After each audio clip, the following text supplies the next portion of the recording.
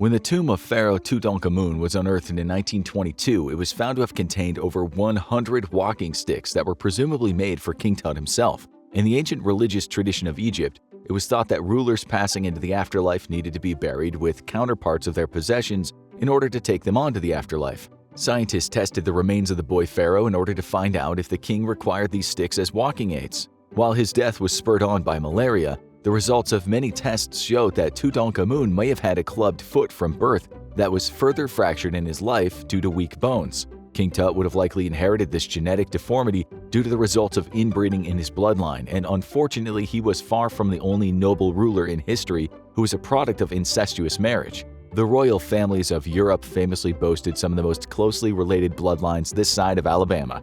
Not content with intermingling with commoners or distant noble lineages, the options for marriage among the monarchs shrank as rapidly as the number of chairs they needed for family gatherings, and much like a copy printer running out of ink, filtering the same familiar genes through an increasingly smaller group of parents leads to rapidly diminishing returns. In this thankfully distant past, the practice of inbreeding led to the birth of many individuals who had the privilege of being royals, but the curse of physical defects that made their sometimes brief and painful lives far more difficult than expected. For these reasons and many others, inbreeding is frowned upon and no longer a viable method of consolidating political power. But during the time that it was common practice, those who sought to maintain their power took it to the absolute extreme. Much like corporations in the modern day, holding on to stock and property was the name of the game, and in the case of the royal products of inbreeding, these offspring were holding on for dear life.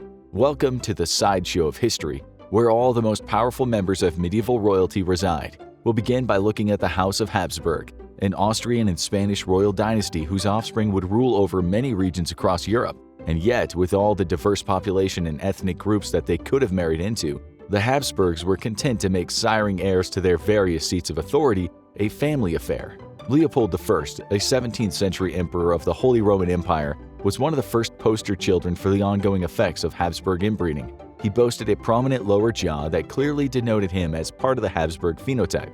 According to a team of geneticists from the University of Santiago de Compostela, the so-called Habsburg jaw might have been a recessive trait, as a dominant trait only requires one parent to have the gene in order to pass it on, while a recessive trait requires both parents to have the same gene. Though, considering how increasingly rare marriage outside the family became with the Habsburgs, it's difficult to confirm. What was confirmed by the university study was that the members of the family with the most prominent Habsburg jaws tended toward having higher inbreeding coefficients, though again the direct correlation is speculative. Leopold's own mandible was so well known, in fact, that when his image was printed on a silver coin, the people of the Holy Roman Empire couldn't help but remark on it. The chin-having emperor was given the nickname Hogmouth for his famous jawline and was once described during his lifetime as a cultivated man of extreme ugliness. Despite the shocking details of his royal face, Leopold was known for taking part in hunts as a way of getting fresh air. Among other game, the Hogmouth frequently hunted wild boar, apparently unbothered by the uncanny resemblance to himself. He was unbothered by many things, including the most infamous Habsburg family tradition, which is also the subject of this video. His first marriage was with Margaret Teresa of Spain, an infanta who was both Leopold's first cousin on her father's side and niece on his mother's side.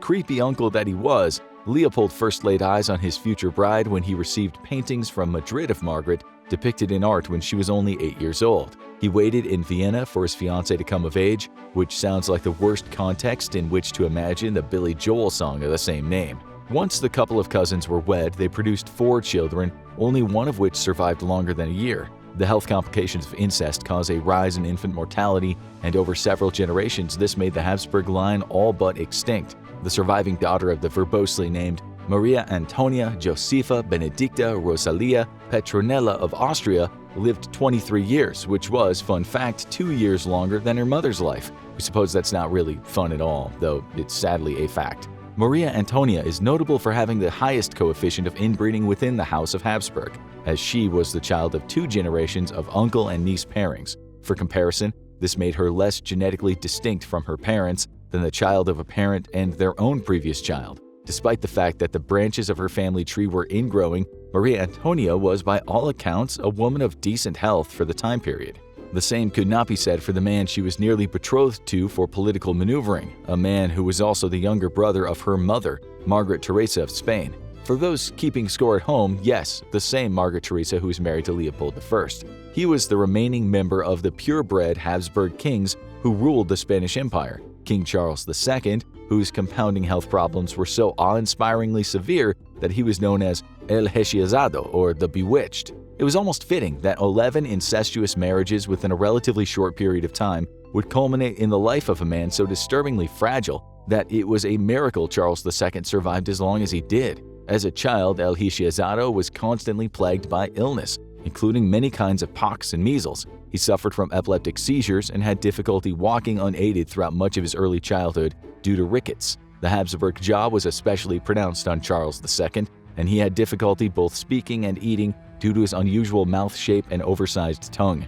This wasn't for lack of trying, as one royal letter from the time described his eating habits as, "He has a ravenous stomach, and he swallows all he eats whole, for his nether jaw stands so much out that his 2 rows of teeth cannot meet." Altogether, his body was a wreck, and his mind seemed to have suffered as well. Though hard data on the king's intelligence is hard to verify, many nobles of the time saw the reign of Charles as a difficult and unproductive one, and an overall sign of decay for the monarchy. Even so, the troubled king struggled on through life with the divinely mandated purpose of one day producing an heir.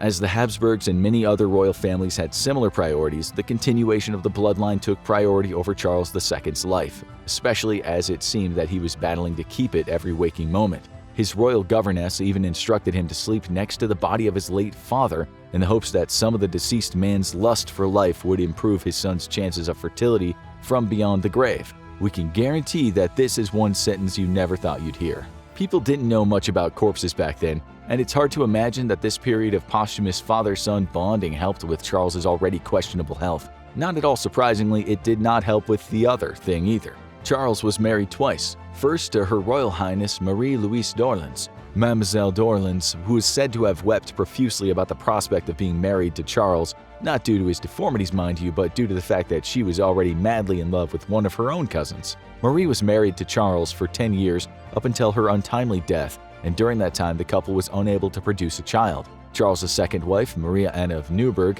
had similar rotten luck conceiving a child with the king. Despite this, the queen consort frequently claimed to be pregnant with Charles' child, while also insisting the king undergo various treatments to increase his fertility. Her best efforts would prove insufficient, and when the king passed away, there was little doubt he had been impotent his entire life.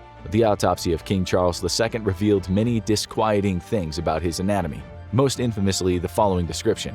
His body did not contain a single drop of blood, his heart was the size of a peppercorn, his lungs corroded, his intestines rotten and gangrenous, he had a single testicle black as coal, and his head was full of water. The revelation that El Hechizado had lived 39 years with a barely functioning body is both inspiring and deeply horrifying. Charles II's death marked the termination of the Habsburg line in Spain, kicking off a war of succession that lasted 12 years. One might expect that the dangers of inbreeding were well known at this point, but for royal families across Europe, the benefits of retaining property outweighed the severe physical cost, which is how it came to be that Ferdinand I, the spawn of a pair of cousins who also shared 2 sets of the same grandparents, became the Emperor of Austria, despite suffering many inbreeding-related ailments. His condition of hydrocephalus caused him to have an enlarged cranium, which was filled with an excess of liquid from birth. Complications related to hydrocephalus include constant headaches, double vision, mood swings, balance issues, and seizures. Emperor Ferdinand most certainly experienced at least some of those symptoms, which when compounded with his extreme case of epilepsy resulted in the Austrian royal having as many as 20 seizures a day. Most of the actual responsibilities of ruling were left to his regent's council, but Ferdinand was still treated as head of state. And what a head it was! He came to be known as Ferdinand the Benign, which is certainly a kinder way of putting the emperor's lack of agency over his own country. Though not much of an active ruler of Austria, Ferdinand was most certainly the tyrant of the royal kitchen, famously demanding apricot dumplings from his chef when the fruit itself was out of season.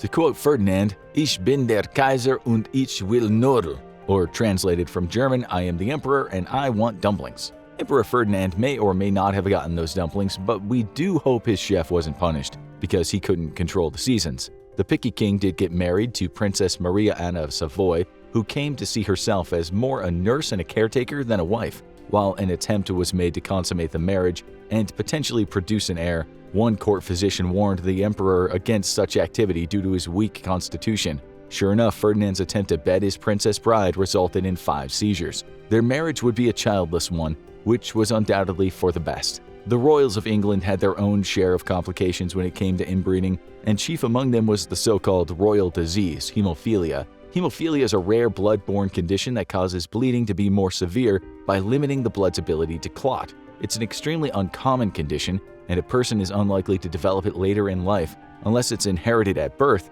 through a recessive gene. It's believed that Queen Victoria was a carrier of hemophilia and introduced it to the royal bloodline through her incestuous marriage to her first cousin, Prince Albert. The effects of the disease ravaged her children and grandchildren, and many of them died from the blood loss caused by this inherited condition. Naturally, the royal disease extended beyond the borders of England and into other countries of Europe as marriage between nobles continued. Each of Victoria's surviving daughters married into another royal family, making the disease a recurring feature of royalty. Along with hemophilia, it's thought that Queen Victoria's line also carried another recessive disease known as porphyria, which negatively affects the skin, nervous system, and gastrointestinal system, though the Queen never showed any signs of having these illnesses. On the other hand, King George III suffered extensively from the distressing symptoms of this condition inherited through his blood. The most shocking physical manifestation of porphyria was the king's blue urine, an iconic, ironic, and brutal reflection of the consequences of blue blood. George was thought to have gotten increasingly mentally ill, especially after losing the Revolutionary War and England's claim to the United States of America. The king was prone to stringing together incredibly long and repetitive sentences during bouts of lapsed judgment. He would continue to speak until foam spilled from his mouth, and he would often collapse from convulsions, apparently determined to continue his manic ramblings. While it's been suggested by more contemporary research that other less recognizable mental illnesses might have played a factor in the king's erratic behavior, the reputation of him being a mad king stuck and was seen as an example of how certain negative personality traits can damage a royal's credibility. Since members of the German royal line descended from both Queen Victoria and King George I, similar problems cropped up in the German house of Hohenzollern. Kaiser Wilhelm II was thought to have been a product of inherited illnesses, the sum total of which might have influenced his behavior toward the start of World War I.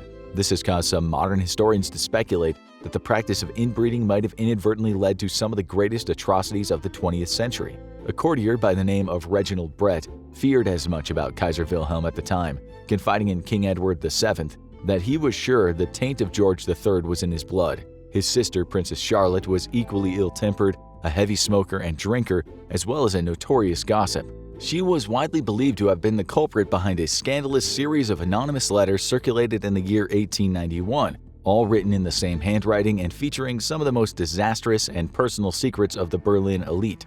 There were royal photographs included among these letters, upon which were drawn lewd illustrations that further humiliated the subjects of the pictures. Apart from having a demeanor that would make her fit in perfectly at a college fraternity, Princess Charlotte was riddled with never-before-seen mutations of the various royal ailments. She suffered near-constant abdominal pain, persistent facial blisters, and her urine was dark red throughout her entire life. No formal diagnosis for her condition was ever made, though another strain of porphyria was thought to be the most likely cause. This unnamed and incurable condition was passed on to Charlotte's daughter Feodora, who lived a short and miserable life, constantly bickering with her controlling and scheming mother. Feodora had no children of her own, and thus this new mutant form of porphyria was never passed on to another generation.